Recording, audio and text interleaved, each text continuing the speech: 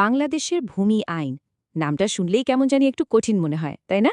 কিন্তু আসলে অতটা ভয়ের কিছু নেই। এর কিছু বেসিক নিয়ম জানা থাকলে দেখবেন ব্যাপারটা অনেক সহজ। আজকে আমরা ঠিক এই কাজটাই করব। ৫টা খুব কমন বাস্তব উদাহরণ দিয়ে এই আইনের জট খোলার চেষ্টা করব। তাহলে আর দেরি কেন, চলুন শুরু করা যাক। আমাদের সব আলোচনার মূলে কিন্তু রয়েছে ১৯৫০ সালের এই আইনটা। একবার ভাবুন তো, মাত্র একটা আইন কিভাবে একটা দেশের পুরো ভূমি ব্যবস্থার চিত্রটাই আমূল বদলে দিতে পারে। এটাই ছিল সেই যুগান্তকারী একটা স্টেপ। সাধারণ মানুষ, তাদের জমি আর রাষ্ট্র, এই তিনের সম্পর্কটা একদম নতুন করে লেখা হয়েছিল এই আইনের মাধ্যমে। আর আমাদের আজকের পুরো আলোচনাটাও কিন্তু এই আইনকে ঘিরে। তো আজ আমরা কোন ৫টা ধাঁধা সমাধান করতে যাচ্ছি? প্রথমটা হলো জমিদারি প্রথার অবসান। এরপর দেখব রেকর্ড ছাড়া জমির অধিকারের কি হয়।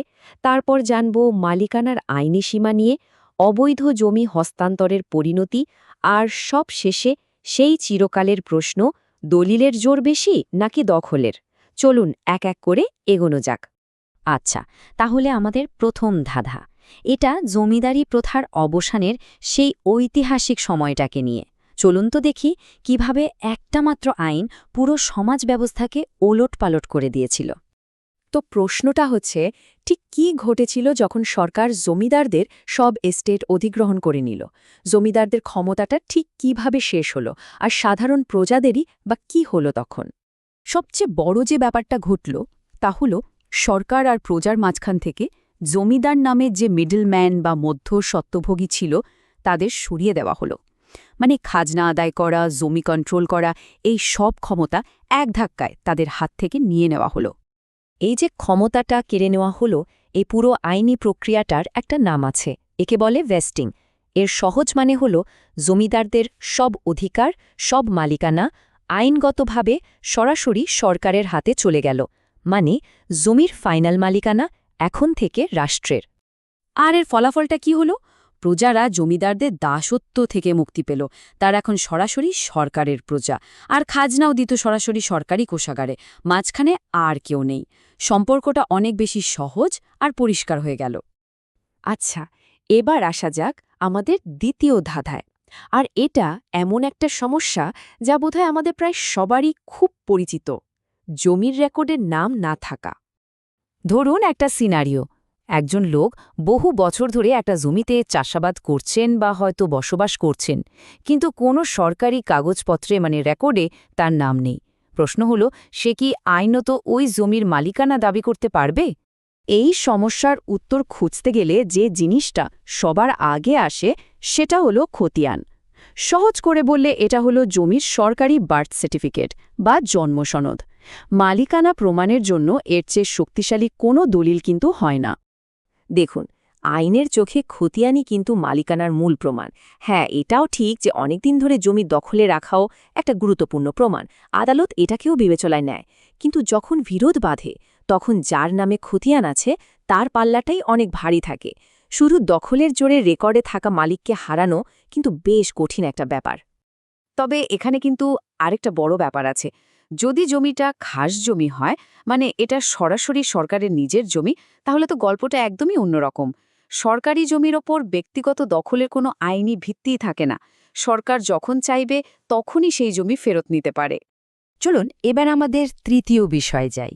এটা হলো একজন ব্যক্তি আইনত ঠিক কতটুকু জমির মালিক হতে পারবে তার একটা নির্দিষ্ট সীমা আছে।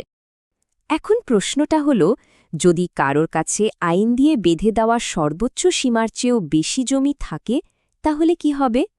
সেই বাড়তি জমিটুকুর আইনি পরিণতিটা কি?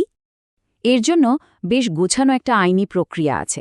দেখুন, কয়েকটা ধাপে কাজটা হয়। ১. সরকার প্রথমে খুঁজে বের করে কার কাছে সীমার চেয়ে বেশি জমি আছে। ২. এরপর সেই মালিককে একটা অপশন দেওয়া হয়, তাকে বলা হয় আপনার পছন্দের জমিগুলো রেখে দিন। ৩. বাকি যে অতিরিক্ত জমিটা থাকলো সেটা আপনা আপনি সরকারের হয়ে যায়। আর ৪. সরকার ওই বাড়তি জমির জন্য মালিককে ক্ষতিপূরণ দেওয়ার ব্যবস্থা করে। পুরো সিস্টেমটা বেশ পরিষ্কার। আচ্ছা, এবার আসি আমাদের ৪ নম্বর ধাঁধায়। এটা জমি বিক্রি বা হস্তান্তর করার নিয়মকানুন নিয়ে। অনেক সময় তো দেখা যায় সঠিক নিয়মকানুন না মেনেই জমি হস্তান্তর হয়ে যায়। প্রশ্নটা খুব সহজ।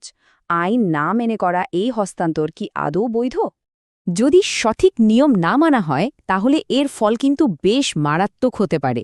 যেমন ধরুন, আদালত পুরো হস্তান্তর বা বেচাকেনাটাকেই বাতিল করে দিতে পারে। আবার জমির অন্য কোনো পার্টনার বা পাশের জমির মালিক অগ্রক্রয় বা প্রিএম্পশন আইনের সুযোগ নিয়ে জমিটা কিনে নেওয়ার দাবি করতে পারে। এমনকি সরকারও কিন্তু এখানে হস্তক্ষেপ করার ক্ষমতা রাখে। তাহলে মূল কথা কোনটা? সোজা কথায়, একটা হস্তান্তরকে আইনত পাকা করতে হলে সবচেয়ে জরুরি জিনিসটা হলো একটা রেজিস্টার্ড বা নিবন্ধিত দলিল।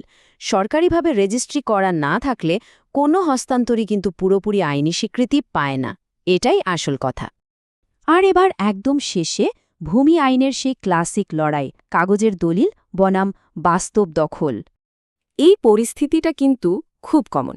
দেখবেন, খতিয়ানের নাম হয়তো একজনের, কিন্তু জমিটা চাষ করছে বা সেখানে থাকছে অন্য কেউ।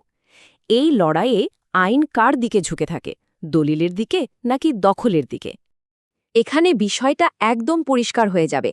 আইন অনুযায়ী দলিল বা খতিয়ানকেই মালিকানার প্রধান প্রমাণ হিসাবে ধরা হয়, মানে এটাই আদালতে আপনার আইনি দাবির মূল ভিত্তি। অন্যদিকে দখল অবশ্য একটা শক্তিশালী প্রমাণ, কিন্তু এটা নিজে থেকেই মালিকানা নিশ্চিত করে না। তার মানে কি দাঁড়ালো? একটা আপ টু ডেট বৈধ রেকর্ডের বিপক্ষে শুধু দখলের দাবিটা কিন্তু প্রায় সময় বেশ দুর্বল হয়ে যায়। এতক্ষণ আমরা যা যা আলোচনা করলাম তার পুরো সারমর্মটা কিন্তু এই একটা লাইনের মধ্যেই আছে। ১৯৫০ সালের আইনটার মূল উদ্দেশ্য বা দর্শনটাই ছিল এটা, মাঝখান থেকেই জমিদারদের মতো মধ্যস্বত্বভোগীদের সরিয়ে দেওয়া, আর যারা জমিতে চাষ করছে সেই আসল ব্যবহারকারীর সাথে রাষ্ট্রের একটা সরাসরি, স্বচ্ছ আর ডকুমেন্টেড বা নথিভুক্ত সম্পর্ক তৈরি করা।